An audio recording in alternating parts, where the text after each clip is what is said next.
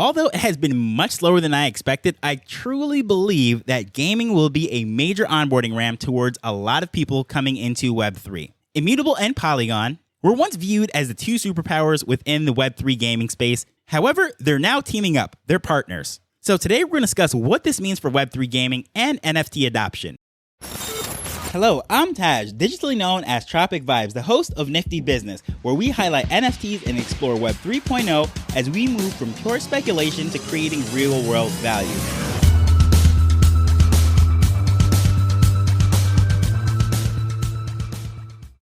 Do you remember how the NFT community reacted to Yuga Labs buying the CryptoPunks IP? People said all sorts of things. I remember one tweet in particular that said, "This stinks of Wall Street," and this would ruin Web 3. But as with everything in this space, the outrage died down in about 15 minutes. Partly because we move on, we have a very short attention span, and then the next thing comes out and shifts our attention to over there. But also because people just realized that the Bored Apes and CryptoPunks were technically not really competing with each other. Sure, it was a symbolic race as to who had the higher floor price, and the communities went back and forth on Twitter. But from an economic standpoint, they were never business rivals. It was just symbolic. And within crypto, there's a lot of tribalism, whether it is this chain versus that chain, this project versus that project, our team, the tech we're working with over here, how we're building this. Oh, you got this from us. This is our original idea and so forth, how we're running spaces. There is a lot of that. Everyone wants to be better than the others. There's a lot of us versus them, whether that is Bitcoin versus the dollar, Web 2 versus Web 3, regulators versus builders. There's a lot of tribalism. Everyone's pointing the finger. They're rallying around their people that they agree with, and they're building that quote unquote community. And a lot of times they're not saying, well, there's benefits on both sides. And it really reminds me a lot of politics in the sense that if you really sit down with someone of the other political viewpoint, you'll probably realize more often than not that you agree on most things. But for whatever reason, whichever country you're in, however your politics are set up, most likely you're so diehard and gung-ho and set on one particular one because it's your family, your neighborhood, your community, whatever it might be. And then once you get to social media, of course, the algorithms are going to serve you up the things that you're most agreeing with and most interacting with and most likely to share. That's going to keep you on the platform long enough. So it almost makes it look like your worldview is the only worldview because everything that you're interacting with tells you that is so. So that's how tribalism works. And it really doesn't matter. Bringing it back to this whole Web3 crypto space and everything, it makes you feel that it is truly Polygon versus Immutable. It is either this way or that way. And a lot of people just never even consider the idea that, hey, maybe they're not rivals, maybe they're complementary parts. Maybe they actually work together. And in the case of Immutable, they have a massive gaming team that really has been their attention from day one. I think their team's like well over 250 people.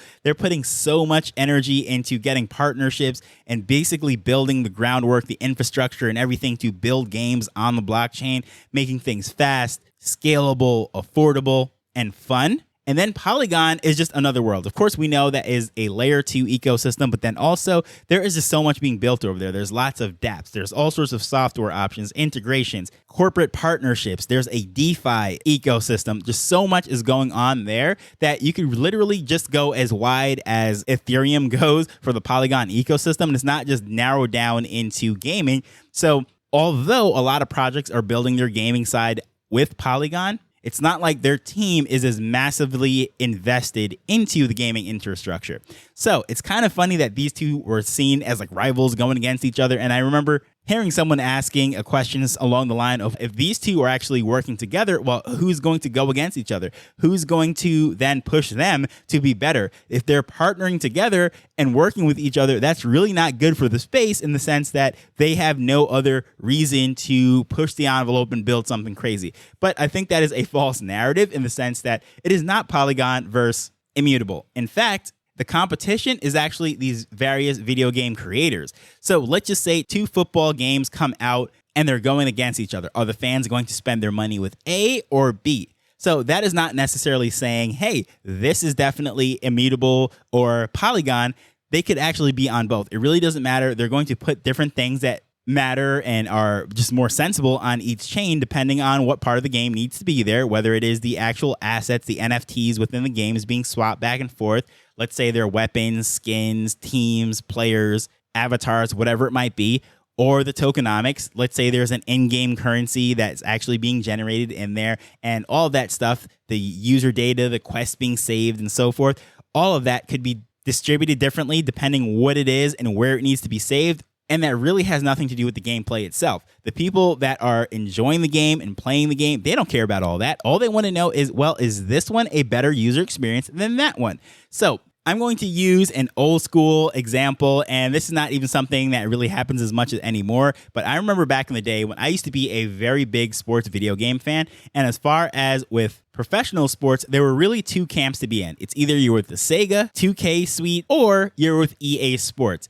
So whether it was Madden or NFL 2K, or if it was NBA 2K or NBA Live, and they had their NHL versions for the hockey fans, they had FIFA, of course, and really, for the most part, people are going to pick one or the other. Madden was always more popular for football, and the 2K series became more popular than Live, and those were directly competing with each other. It wasn't necessarily, oh, is this system versus that system, because a lot of the times these games were multi-system. You could play them on any system that you wanted to. The question was, which game were you going to actually spend your money on? And I think that's where the real competition is. But as far as the infrastructure and the tech that's going behind it, it is a lot more cooperative and collaborative than competitive. I know that doesn't sound cool. That sounds like kumbaya moments, whatever. But no, you can honestly have this infrastructure being built and have collaboration rather than competition. And a perfect example of this is if you look at the power system, right?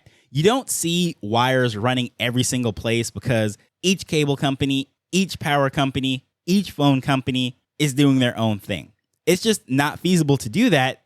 They work with each other. They connect with each other. And I know I'm oversimplifying that one. It goes way more complicated than that. But I'm just saying, generally speaking, there's only one set of lines running through each town. Not so much now, but in the 90s, there were definitely multiple carriers or multiple options within the town, but there was still just one set of lines going through that town. But even in this whole content game, podcasters and YouTubers, I mean, some people might say, hey, we're competing with them, but no, it's actually better to have collaboration, working with different podcasters, working with different content creators, hosting spaces together within Web3 and what have you. And that way, everyone grows together.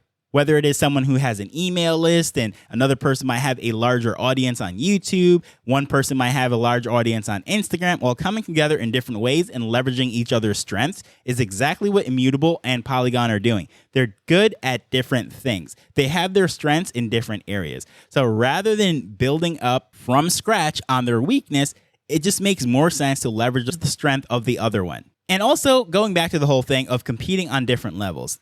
A good example is the NFL. This is a football league, 32 teams competing for a championship. So they're fighting over the same players, trying to keep a salary cap and so forth. However, when it comes to the economics of the business, how they actually make their money, they're not competing with each other. The TV deals and the revenues are split amongst the 32 teams. Whether you won no games last year or every game last year, you're guaranteed money as the league succeeds. Now, of course, if you're winning and you have great fan base and happy people, they're going to pay more. They're going to fill up the stadium more. They're going to buy jerseys. They're going to buy at the concession stand and so forth. And then you could sell them all sorts of memorabilia and different things. However, what I'm trying to say is they're not directly competing with each other from a business standpoint, because at the end of the day, whatever they're going to make from the TV deal is going to pay for their players. It's going to cover their cost of operating and so forth. So with that said, it's better for them to work together. It doesn't make any sense for, let's say, the Cowboys owner and the New York Giants owners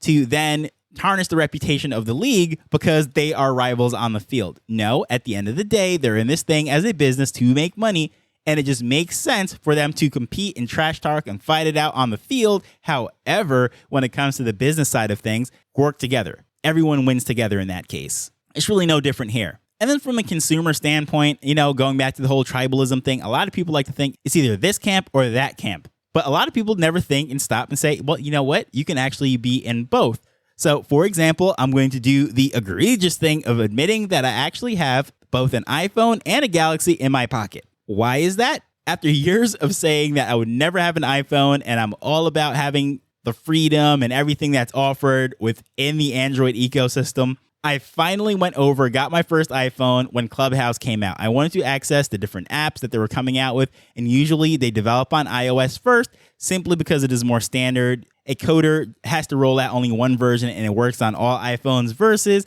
over on Android, you have to put out a whole bunch of different ones. But also after discovering that the iPhones actually shoot much better video than pretty much every single Android phone that I've ever used, I saw the benefit of having both. So my main phone, my quote unquote daily driver, as the tech YouTubers like to say, is an Android. That's the one I mainly use. However, the iPhone is in my pocket, number one, primarily to listen to podcasts, Twitter Spaces, and then shoot videos and take pictures. Absolutely love the camera on that thing. And in addition, the Google Assistant is way better than Siri. I don't care what anyone says. Google, when you say, okay, Google, and I don't know if you just heard that, but my phone just went off. So when you ask a question, it gives you a much more reliable answer than what Siri gives. Many times it audibly answers the question, or if you tell it to put certain things on your calendar or whatever, it gets it right. Whereas Siri, hit and miss. A lot of times you ask her something, she just gives you a link. She says, here's what I found on the internet. But anyways, I'm not going to go down the whole rabbit hole of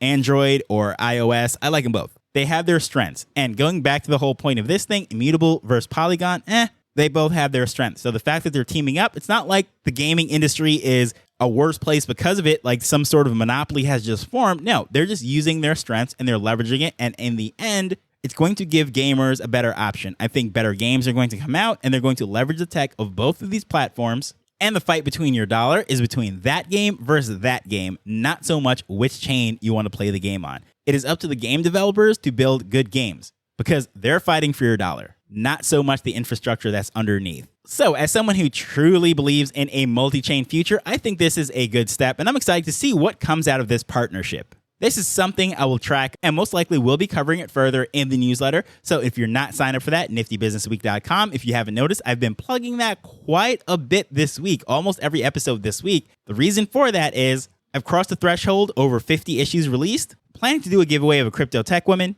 And how to find out more about that is to just simply sign up for that free newsletter, niftybusinessweek.com. But either way, I just want to thank you for taking time to listen to this as we're learning and building Web3 together. So until next time, later. The Nifty Business Arrow is not investment advice. It provides insights and information within the space. As with anything, please do your own research before making a decision whether you're making an investment or a purchase.